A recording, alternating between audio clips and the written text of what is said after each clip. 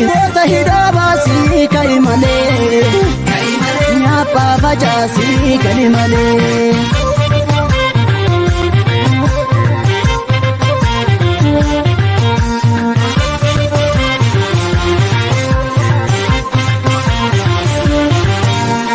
Erganutti dule gamronzani, samante kuno oromiani, nyaate nufitte jarri doksani. Ega gambardota manabate, barattoota keenya kan biyyee nyaate, kundar waldeyaa itti saree nyaate. Achi nagini jarri lammiidha jette, wabiin qabdu gaafa manabate, biyyi mootummaan qabdu shiftaa argatti kutte. Lolee kolakki foon citte goonirraa gali malee.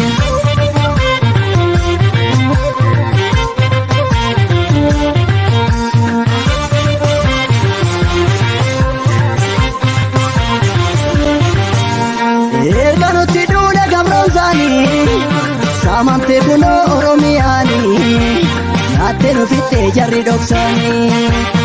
Ega gambardota manabate, barattoota keenya kan biyyee nyaate, kundar waldeyaa itti saree nyaate. Achi nagini jarri lammiidha jette, wabiin qabdu gaafa manabate, biyyi mootummaan qabdu shiftaa argatti kutte. Lolee kolakki foon citte goonirraa, lolee kolakki qoreen nu waraante. Lolee kolakki kunoo haati garaa, lolee kolakki hiriyaa gurgurte. Lolee kolakki ka'i malee, alagaa nu dhiitaa ka'i malee. Bota hidabasi ka'i malee.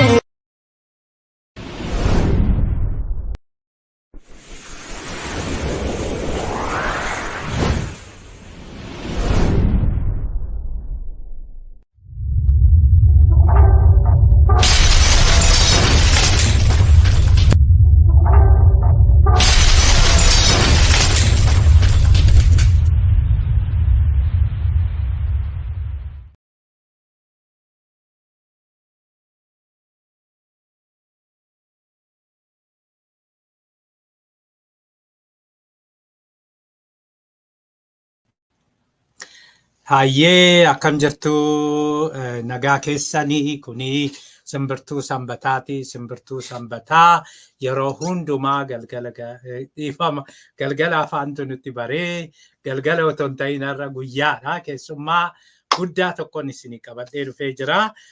Keessummaa keenyaan egaa wal isin barsiisaa.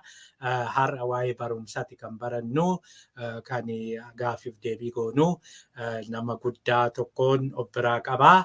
Namni kuni nama afaan Oromootiin akkasumas afaanota garagaraan afaan Sumaalee, afaan Amaaraa, afaan Tigree, afaan Suwaahilii, afaan Arabaan mana barumsaa East African Community School baneedha. Kanaafi Magnet Schoolidha kuni, elementary Magnet School.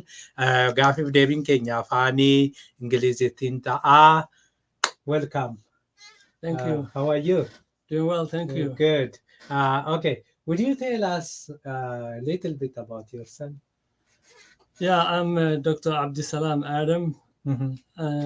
Originally, I'm from the Somali region in Ethiopia. Okay. So I was born in a small village.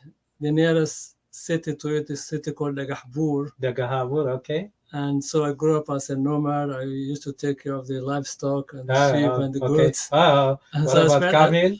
I didn't reach the camel stage yet. Oh, really? I was too young still. Yeah, So only sheep and the goats? other sheep and goats, and a little bit of cows too, with the support of some older relatives. So Okay. I used to follow the older shepherds and cowboys All right. to take care of the livestock. So I grew up there. That's where I was born Okay. initially. Yeah. Mm-hmm. So then, when I was about the age of 8, my older brother, who had left the village and went to seek education, in our country, it was common for youth to take adventure and go to the cities for educational opportunities. Okay. So my brother, he left the village and he went to Somalia, Mm-hmm. and then he crossed over to the Saudi Arabia in the 1950s, and he had a college education in Riyadh, Saudi Arabia. Okay. And he was teaching Arabic language in Nigeria. When he came back to see his family, Nigeria? yeah, he was teaching Where in Nigeria? a city called Ibadan. Okay. In the It's a Yoruba land. university, right? That's the University of Ibadan, which is very famous. Very university in famous, Nigeria. yes. He was teaching Arabic language there. In that university? That university, yes. Okay. Then he came back to see the family. We used to hear about him. They say, "Oh, brother, Okay. he left and he went But to the city." where did he study Arabic? In Ethiopia? No, in Riyadh, Saudi Arabia. Okay. How he left to Riyadh? He just walked. He went to seek education from the village to all right. Somalia, then Okay. cross over to the all to right. Saudi Arabia. As a young okay. people, they want to just Yeah. seek education. They want Okay. to have a better life. I think. All right. So, this is Okay. in the 1950s. Okay. Okay. Okay. So when he came back, we got message that, "Oh, your brother that we used to hear about, his name is Alawi, is now in Hargeisa in northern Somalia, Okay. and he is here to see the family." Okay. So we all left, Okay. and we walked like many days, and Okay. eventually we got in a transportation in a small village, and then we came to Hargeisa to see him. Okay. So I was about 8 years at the time. All right. So no formal schooling. Okay. All I knew was I memorized the Quran a Okay. little bit, and then Okay. there was a good shepherd. I used to take care of the livestock, and I used to chase lions. And Okay. Okay. the kids don't believe me now when I tell them as a child. I used to protect the livestock from the predators. The Yeah, lions sure. and the hyenas and Because they don't have they, that they can imagine. Yeah, experience, exactly. Even now, I used to tell my students, Right. and they say they couldn't believe. And they say, "What? Yeah. Really?" Right. Yeah. Right. Yeah. And especially imagine at such a young age. I mean, okay. when you're a little bit Okay. older, it makes more sense. So anyway, my brother saw that I was of school age, and he told my father that I want to take Abduselam with me to start school. Mm-hmm. And my father was very difficult for him because I was already coming up, somebody who's helping with the household chores and with taking care of the livestock. And he saw me as somebody very reliable too, because when I take care of the livestock, I didn't used to lose them. Okay. And I would protect them. Yeah, yeah. So it was. So it you was were hard. a very good shepherd. I was a good shepherd. So it was hard for Daddy. So I need him. And after discussion back and forth, my father agreed that my brother takes me to Nigeria. So imagine without any formal education, without real city life, even because I'm coming from a nomadic background. Yeah. Traveling directly to a foreign country, all the way to West Africa. Okay. So it was quite an experience, change in lifestyle, change in perspective. So I started formal education in Nigeria. In Nigeria, okay. In Ibadan, yeah.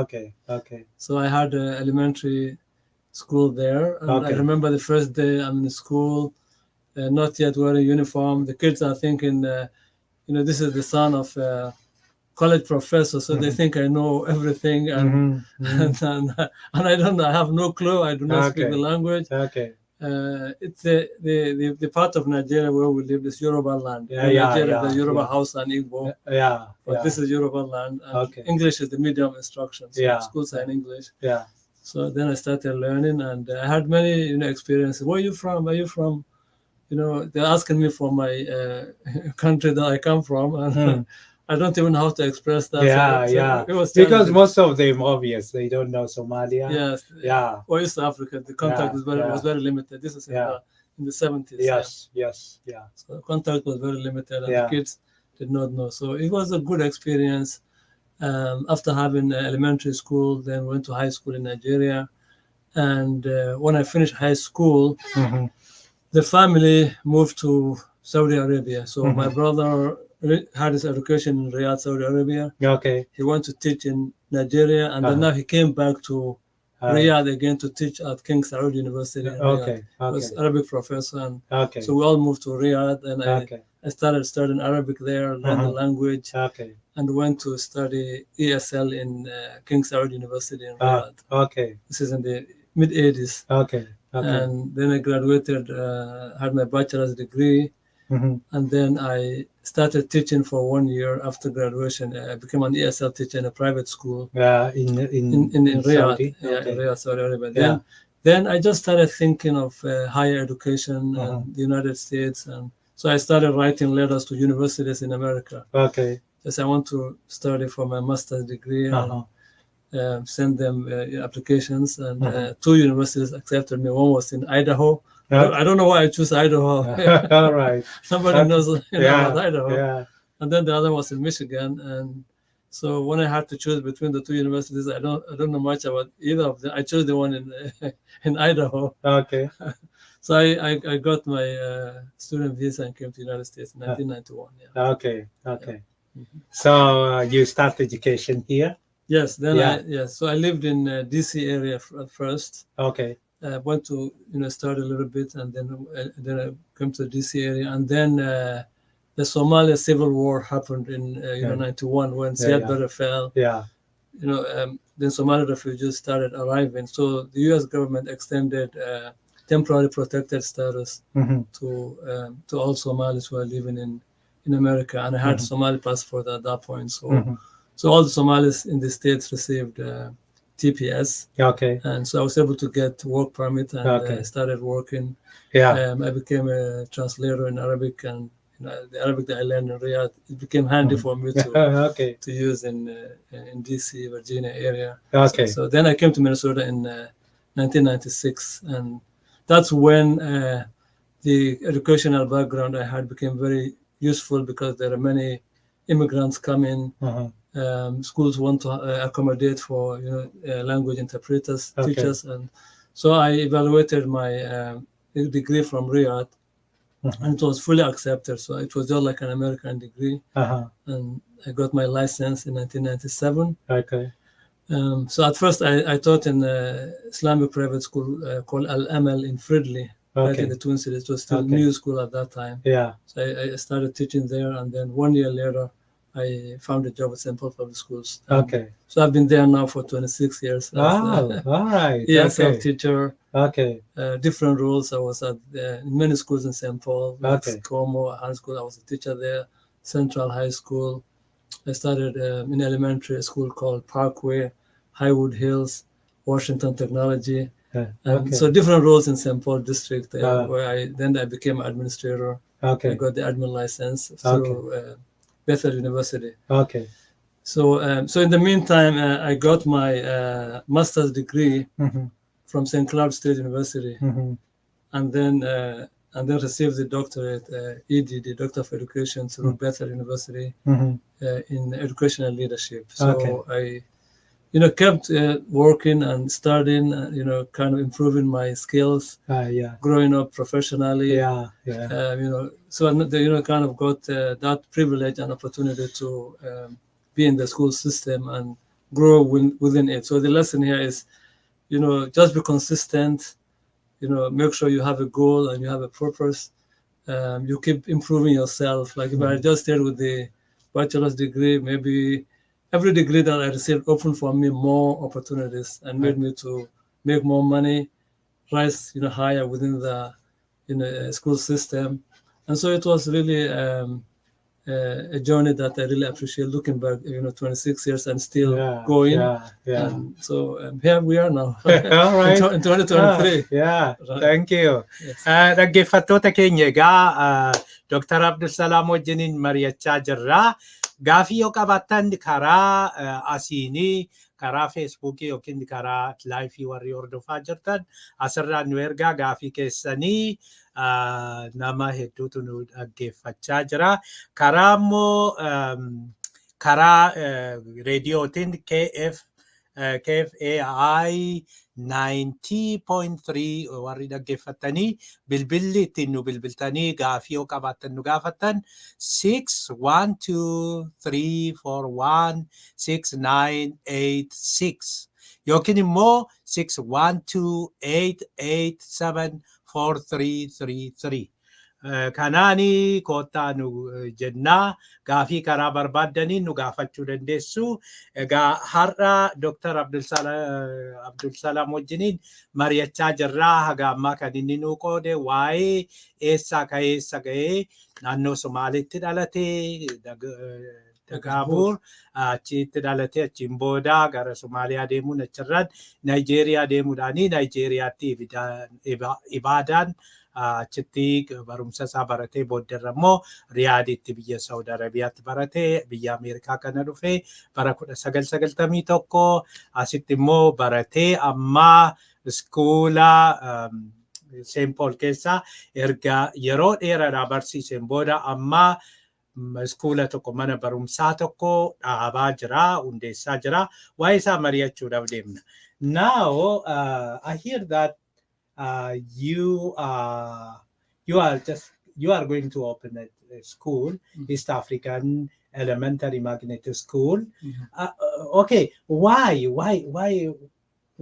you are a teacher and why do you want to open this school? Yeah, definitely. It's a testimony to the East African community's power and influence in the state of Minnesota. As you've seen, right now we're in Cedar Riverside neighborhood, which is one of the most predominant neighborhoods in Minneapolis. Yeah, here that East Africans yeah, live here, right here in this neighborhood where we're sitting right now. And by the way, this street is Oromo Street. Yes, and the Somali Street in the next on the other side, the high-rise buildings with thousands of our families, our communities. Sure. Yeah. So we're making a difference. People are noticing us. The Minnesota's future workforce will need our young people to be professionals, be bilingual, multilingual. You know, in East Africa, we all speak many languages.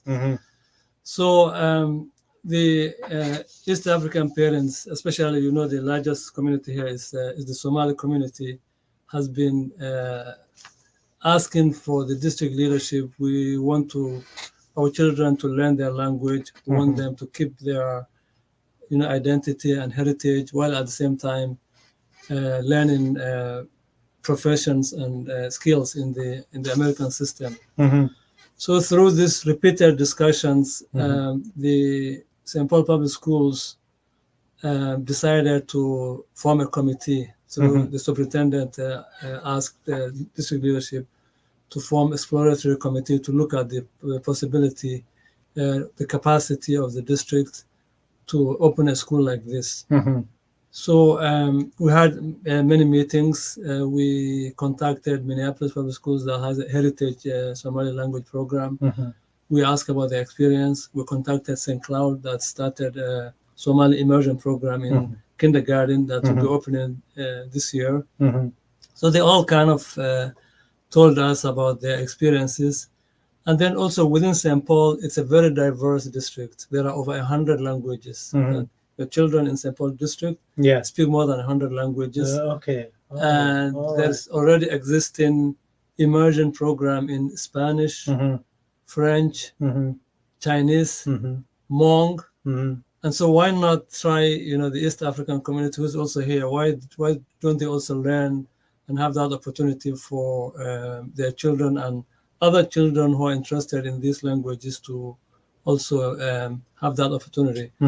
So after looking at the feasibility, you know, there was a facilities team looking at buildings.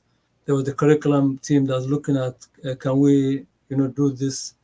There was the student placement center that kind of look at enrollment trends. So there's a lot of competition for students, as we know. So parents in Minnesota have many options. They choose the main public school, they choose charter schools, they homeschool, they private schools. So all these options are there. So St. Paul district is noticing as other districts declining enrollment because there are less, you know, children being born these days. There are also less immigration. And so based on that, the district wants to also, you know, keep the East African students and also attract more of them into the district. So so the approval came after looking at all these possibilities that we should have, we should try. And then the beauty of this school, in my opinion, is for us as East Africans, we should embrace it, we should welcome it. Again, the school is in English. It's not right now. It's not an immersion program. You know, immersion means the the children learn both languages side by side. Side by side, okay. Yeah. And so Okay. some of the classes are in English and then some in the other immersion language. So right now we're not okay. there yet because that needs a lot of preparation. Which language will it be? We can't have all these many languages. So Okay. But when it is immersion, what about other subjects, for example, maths and science? So they study some in English and some in the immersion language. But right now, this is not immersion. This is school. Okay. This school is a regular school from pre-kindergarten, which is like 4-year-olds up to 5th grade. So regular subjects will be in English. Okay. But a subject that's language and culture will be offered in the different languages. Okay. So if the Oromo students want to study Oromo and there are enough number of students, then they will be taught that class every whenever the schedule allows. Okay. If there are Amharic speakers, they will that class will be offered. Okay. If there are Somali speakers, so that's why we have the 6 languages that were identified. That which languages? The languages are Oromo, Somali, Amharic, Tigrinya, Arabic, and Swahili. Okay. So and that will depend on the enrollment. Okay. So we're not automatically going to offer all these languages. Okay. When we get the students in and the families enroll, then we'll see if there's enough support, enough numbers that are asking to learn this particular language, and then so we'll hire the teachers, and it will be offered as a subject. Okay. And then eventually, if the demand is there, from what I'm seeing, the district is willing to go in the immersion path also someday. So it will be, we can have all maybe at least 1 or 2 of the languages. But, so one other thing that I see is my dream is to have all the East African languages represented. Okay. So let's say now the school opens and all the students are Oromo, then that doesn't meet the East Africanness of the sure, absolutely. So we'd like a mix. And then the other advantage is our children all growing up together in America. So the Oromo, the Somali, the Amharic speaker, the Tigrinya speaker. Maybe we'll solve the problems of East Africa. Who knows? Sure. But when our children grow up together, and they become professionals and they are connected to East Africa and their family and their culture. So in that language and culture class, we will try our best to teach the values, the cultures, connect with community organizations, invite elders to come and tell stories. Offer the songs and the artifacts and the cultures and all of that. So I think really having our students grow up together, learn up together, will reduce a lot of the even misunderstandings among the East Africans themselves, or the people of the Horn of Africa. So actually, that is a very good question and a very good approach. Once while I was teaching at Norwich University, what I did, actually I learned this from others, and we started what is called human library. Human library means you book a person. You want to hear about somebody's story, life. And maybe that person is the one you do not know. And so when you hear stories of him, maybe you have bias, like Chimamanda said, maybe you have this single story, a single thing about he is immigrant. One way of saying things. He is immigrant. He is this and that and that. But when once you understand that story, once you start to feel his feeling, his experience, then you start to relate to that story, to that experience, and then you become a friend. That's how we should fight maybe division, stereotype, and so on. And that's really, I like this idea of growing together, understanding each other, learning each other's culture, and so on. That's really very good point. But here, doctor, you are educator, a very good educator, and here I want to ask you something. What is the importance of learning in your own language or even your language? Even if it is, if the subject are not in your language, for example, the school you are going to open, the Afaan Oromo, Somali, or Swahili will be given. What the advantage of that? How that help our children? Yeah, good point. So there's a lot of research that looks at second language acquisition and language development in general. One thing that's a fact is that the human brain development can accept and process so much information that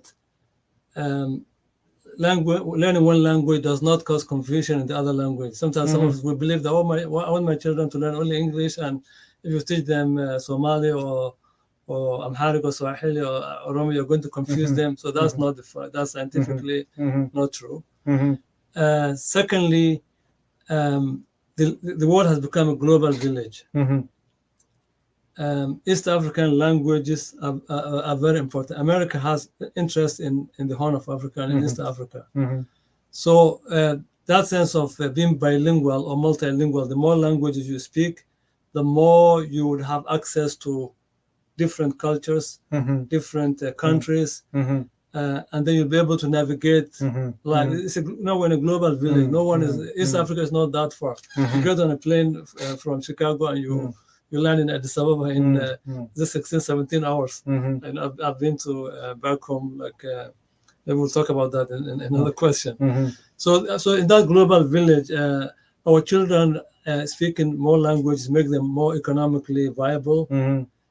Within our own community here in Minnesota, there are many job opportunities that need that bilingual skills, even as a teacher, as a doctor, as a county, workers. So it gives them that, and then even more importantly, the identity piece. You are Oromo child, your parents speak Oromo language, and so that having a root and a foundation is important for you as you grow. So the home language establishes that centeredness. Otherwise, you'll be very easily influenced and will not have that that pride and strength in your identity. And then, more importantly, again, is the connection to your family. Like now, when our children lose their home language, they cannot communicate with their relatives.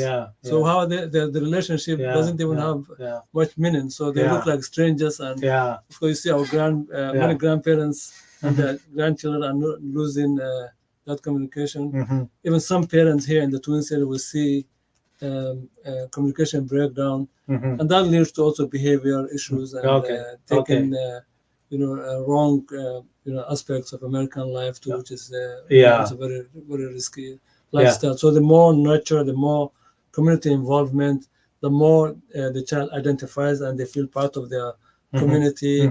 They go to the community center. They go to school on the weekend, whether they go to church or mosque or the place of worship. So all that ensures a more balanced person who is mindful and who will really be can navigate both worlds, American life and our own community life, and also back in the home. If they travel home, then they'll be able to relate to their relatives more easily. And again, here the most important thing others educators also pointed out is identity. Identity is really very important because it gives you life orientation and it guides you. And the basic thing is, be yourself, know yourself. To be myself or to be yourself, you have to know yourself. How you know yourself if you don't know your language? Roots and your background. Your background, your language. So first of all, it's really having your own, learning your own language is how you become you yourself. Okay, so that is really very important. The other thing is, again, many scholars in this area, especially learning second language and so on, believe that, stated that when you learn 2 or 3 language or more language, then you have more experience. It makes you more smarter than others because you have different experience. Right. The experience you have in Oromo, in Somali, in Swahili is different from English. Yes. That's why sometimes I actually teach African literature. There is always this debate on African literature. Is writing in English is African literature, or what is African literature? Because maybe somebody who write negative things about African literature, it could be African literature. For example, like Joseph Conrad, who inspired like Achebe in reaction. Chinua Achebe. That's in reaction, Right. because he wrote that Africa is a dark continent, and Achebe and the other writers want to show that it is not dark continent. It has a philosophy. It has a rule, law, and so on. And so that means here what I want to say, there is always debate, we should use only our own language and then write in only our language, but the others say we should also learn in English, write in English, and have English experience too. And now the recommendation is that if you are multilingual, you have more knowledge, more experience, and more marketable to economically. Economically again, economically you can work everywhere, Right. in every situation. You have more opportunity than others. Absolutely. And the other thing fascinate me is about culture itself. Here, especially this is for immigrant student and for black student, why they are, especially some African American children are not a good achiever. The achievement gap, there is achievement gap. And why this achievement gap? And so they are recommending that we should understand their culture. Our lesson should be culturally appropriate. Culturally appropriate means we should know that. For example, this competitive versus cooperative approach. Right. We as African, we are more cooperative than competitive. Right. Some people, for example, from outside, they blame that this happened in Africa because we have this clan system, we have this tribal system or something. No, it's not. It's not. As far as it's a part of community. We should be proud of that. Decision making process. Sitting under the tree to make those wise decisions. Yes. So again, here that is really very important, because if this school is culturally appropriate to our student, and because our student, we are African and we are from East African community, we focus on cooperative than competitive. Exactly. And so that's what our children need. Yes. And that's why I really like this idea, this school. Right? Yes. Do you have more to say on this? Yeah, I mean, it's obviously an opportunity.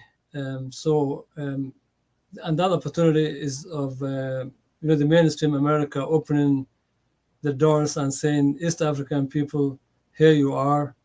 This is your language and culture. Promote it, teach it as you see fit. That's why as we work towards hiring teachers, we would like to see also people of East African descent. So we need licensed teachers in the classroom teachers. We also need, there are subject teacher, like, there is social studies, there is science, there is physical education class, the counselor, social worker. So all these, want to have a mix of staff that can represent the diversity of our East African community as well. All right. Okay. Okay. Good. All right. Dhaggeeffattoota keenya hin deebinaa yeroo tokko nuuf obsaa gaafii yoo qabaattan asiin nu ergaa beeksisa tokko dhageenyee deebinaa agasitti nuuf obsaa isiniin jennaa jidduudhaan beeksisa tokko qabnaa. Ammuma yoomitti ka'imale alaagaanu dhiitaa ka'imale goota hidhaa baasii ka'imale nyaaphaa facaasii ka'imale.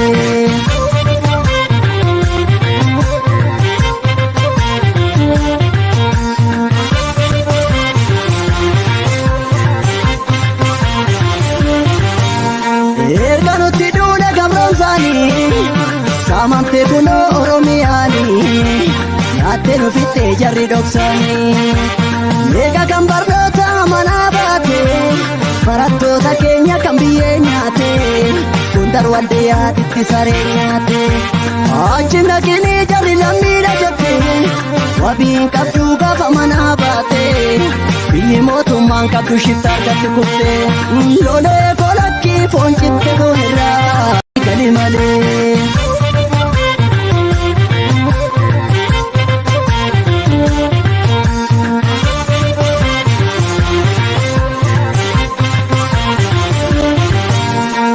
Erganutti duule gabroomsaanii saamamtee kunoo Oromiyaanii nyaattee nufittee jarri dhoksaanii eega kan barnoota manaa baate barattoota keenya kan biyyee nyaate hundar waldeyaatitti saree nyaate achi naqinii jarri lammiidha jette wabiin qabduu gaafa manaa baate biyyi mootummaan qabdu shiftaa argatti kuftee lolee kolakki foon citte.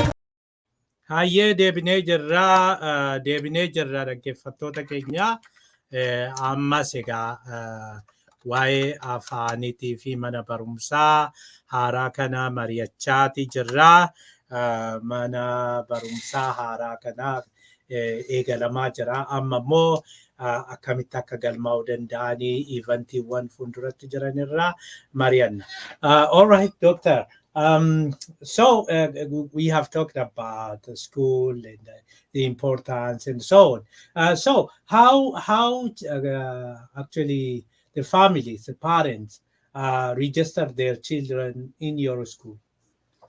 Yeah, so the school is part of the St. Paul Public School system, and the main point of entry or starting is what's called the Student Placement Center. And that's located on University Avenue. The address is 2102 University Avenue in St. Paul. Okay. So families can call there, they can visit there, and just tell them that they want to enroll in the East African Elementary Magnet School. And, so where do they call? The Student Placement Center. So the phone number is 651. 651. Yes. Okay. 651. 632. 632 37 37 09.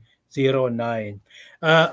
Egaa irran deebi'aa waan kana yeroo daa'ima keessan galmeessisuu barbaaddanii afaan Oromoo akkasii baratu akkasumas barumsa biraas akkasii baratu. Asitti dhaggeeffattoota keenya wanti hubachuu qabdan afaan Oromoo gaafa baratu additionalidha itti gammaddu. Aadaa isaanii baratu, eenyummaa isaanii baratu. Afaan wantoota biraa garuu saayinsii, maatsii, saabjektii hundumaa afaan Ingiliziin baratu. Kanaaf mana barumsaa biraatti erguurraa mana barumsaa kanatti erguutirraa faayidaa guddaa qaba. Kanaaf iddoo lakkoofsi kuni 651 632 37 9. Kanaan bilbila irra deebi'aa 651 632 3709. Kanaan bilbila. So that's one way. Another way is starting from July 5, which is maybe 2 weeks' time. Yeah. The Student Placement Center that enrolls students will be actually be at the school building. Actually, the school building is located in what's called Frogtown in St. Paul. Okay. The closest intersection is University and Dale Street. Okay. It's near that neighborhood. Okay. So they can go there directly every Wednesday and Thursday Okay. from 10 a.m. to 3 p.m. From 10 a.m. to 3 p.m. Okay. Somebody will be there, yeah. Okay. Kan biraa akki amma jedhamaa jirutti Juulaay 5 jalqabee Wednesday fi Thursday yookiin roobii fi kamiisa jechuudha. Sa'aatii 10 ganama sa'aatii 10 haga sa'a booda sa'a 3tti galmeetu jira. Daa'ima keessaa wajjin dhuftanii achitti galmeessisuu dandeessu. Mana barumsaas ilaaluu dandeessu. Achumaan ijoollee keessan galmeessisuu dandeessu. And the address of the school is 437 Edmond Avenue West, St. Paul. Okay. Adreesiin isaa yoo warri dhufuu barbaaddanii 437 Edmond Avenue West St. Paul yookiin 437 Edmond Avenue West St. Paul. Kanatti iddoo kana dhufuu ni dandeessu. Ijoollee keessanis isinis iddoo kana dhuftanii egaa ijoollee keessan galmeessisuu dandeessu. And also families can call me directly. So I have a cell phone. They can call me directly. Yeah. And my number is 612-246-8090. That's my direct number. They can call me. They can ask questions if they want clarifications. They can call me on my cell phone. Tole egaa amma doktariifis bilbiluu dandeessu. Dr. Abduselam bilbilli isaa kan dhuunfaa 612 246 is it 8? Yes, 8090. 8090 saddeet duwwaa 9 duwwaa kanaani bilbiluu fi ni dandeessu. Ijoollee keessanii galmeessisuu dandeessu. Doctor, we have one question here. Oromoo dhageessu hin dhageenya. Ilmaani maali duula waraanaa ammasii labsanii this is something har'a waa'ee barumsati kan dubbachaa jirru waa'ee wanta biraa miti waan walitti bu'iinsa garaagaraayi isaa miti barumsa irratti Minnesota irratti warri jirtan Minnesota warri jirtan waa'ee barumsa irratti mari'achaa irra isa irratti gaafiif deebii yoo qabaattan gaafiif deebii keessan kan barbaadnu biyyaa miti amma. Okay, go ahead, Doctor. Yes. Yeah. And then also there is we're going to be doing active recruitment. It has already started. Okay. And we'll be going to community locations, whether it's community center, neighborhoods, churches, mosques. We'll be distributing flyers there. We'll have people who will have the registration form there. Okay. So if you see them in your area, then you can register with them. Yeah. And also, if you have, you want people to come and speak to you, let's say you have a space and you want somebody from the school to come over and help with registration, you can also invite and call us, and we'll send people there. Yeah. I have actually a space. I have booked at a coffee shop just near to your school on University and Syndicate Avenue. Yes. Just next to Target, Super Target. And so, yoo barbaaddani akkani achi singeessu yoo barbaaddani bakka Coffee shopping koo jiru hin beektu namni baay'een coffee shop fi manni kitaabaa koo jiru 1263 Daanayyuu Avenue irratti dhuftanii achiin booda achi singeessuun ni danda'ama achitti singalmeessuun ni danda'ama. Egaa kana kunis carraa tokkodha. Okay, go ahead. Yeah, so those are some of the ways that you can connect with the school. Yeah. Also, I just want to let the family know that the main reason why the St. Paul district approved this school is to give us that space to practice our culture and maintain our values. And so myself as the principal and the leader of the school will have leeway in influencing, what's taught and what the content of the subjects while following standards. So we hope that we'll create a welcoming environment. We'll have our language, proverbs or wisdoms that come from our different cultures. Yeah. We'll try to have paintings or photos that also represent our community. Yeah. So Alphabets. so once you come in, you Yeah. will feel this is a space that recognizes you and see you as a East African family. Of course, again, within East Africa, we're broad. We have many backgrounds, but we'll try our best to. Yeah, the major yeah, one are yeah, these exactly. six, Exactly. these six. Yeah. Oromo, Amharic, Somali, Swahili, Tigrinya, and Arabic too. and Because Arabic. Sudan also is part of the region that we're trying Yes, to cover. sure. Yeah. Even if you and Arabic, I think is very important for Somalis, for Djibouti, even Eritrea, even Oromo people. I think a lot of people are interested in Arabic. Yeah, sure. I studied Arabic in university. Yeah, actually, I'm not a fluent speaker, and I'm very, very poor in it. My Arabic is really poor, but it's important language. It's important language. I like Arabic, and I wish I got the opportunity and I study Arabic because I like Arabic poetry. Especially I have a couple of research on Ajami. Okay. Fuad Ajami. Yeah. So it's really very important, and it's good if even if a student come and study Oromo and Arabic, Somali and Arabic, Swahili and Oromo. That's really beautiful, and that's I think if our student would be more smarter if they come there and they study different languages. Like in America now, they study French. They speak English, but they study French. Some study Spanish, some study Chinese is very German. popular. Chinese is very popular in America these days because of the economic power of China now. Many Americans are studying Chinese language. Yeah. Like I right now, I'm assistant principal at Highland Park High School. Yeah. And we have a Chinese immersion program. Okay. And St. Paul as a district also has a Chinese immersion school. Yeah. Me too. When I was teaching at Norwich, Norwich is the first private military school. It's military school, but we have different languages. Right. And few students register for German. We have German language, Russian language, and so on. Only few students. And in Spanish and Chinese, lot of students. Next to English is Chinese and Spanish. Yeah. So that's true. But Swahili is becoming really very important language in East Africa. Generally in Africa, because it is spoken in 10 African countries. I even heard people calling that it might become a lingua franca of Africa. I don't know how that's feasible, but I've heard some people saying that. Yes, actually, once I was a part.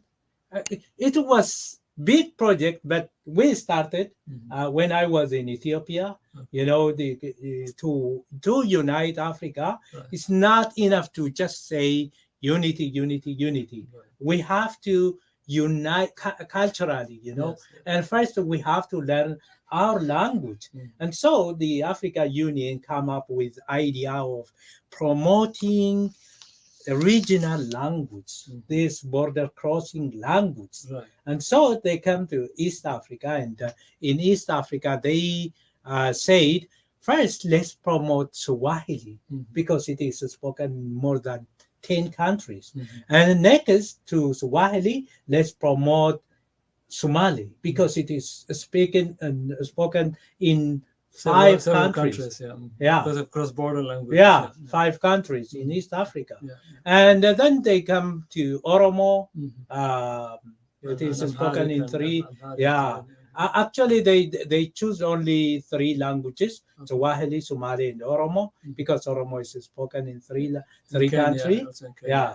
So finally, even they told it was in 2012, and they told Africa Union actually the leader, the chairman told Mallas, and Mallas also discussed with Addis Ababa University, and they established a center. But finally, Mallas died, and it is Yeah, it fell forgotten. apart. Yeah. Yeah. So now we are almost about to. I think finish. before you, yeah, it's almost time. But I just want to say something quick. Yeah, So the question okay. is, Dr. Abduselam Madam has been to so many countries. So what's his connection to East Africa, the Horn of Africa? So I want to just acknowledge that I went back to Ethiopia and the Somali region in 2018 and then 2021. And Yeah. both times I went to Addis Ababa, went to Jigjiga, traveled to Diridaba, traveled around to learn about the language and the culture and the people. And so I feel I'm prepared. I'm a son of the region. I have that representation of the different parts of our Horn of Africa. So I feel I'm the right leader for this responsibility, and Okay. I see it as an honor and privilege to take this task. And you and I and others in our community will celebrate someday of the success of this school. Sure. Absolutely. Thank you so much. Thank you. Yeah, thank you. Okay, wait, Amina.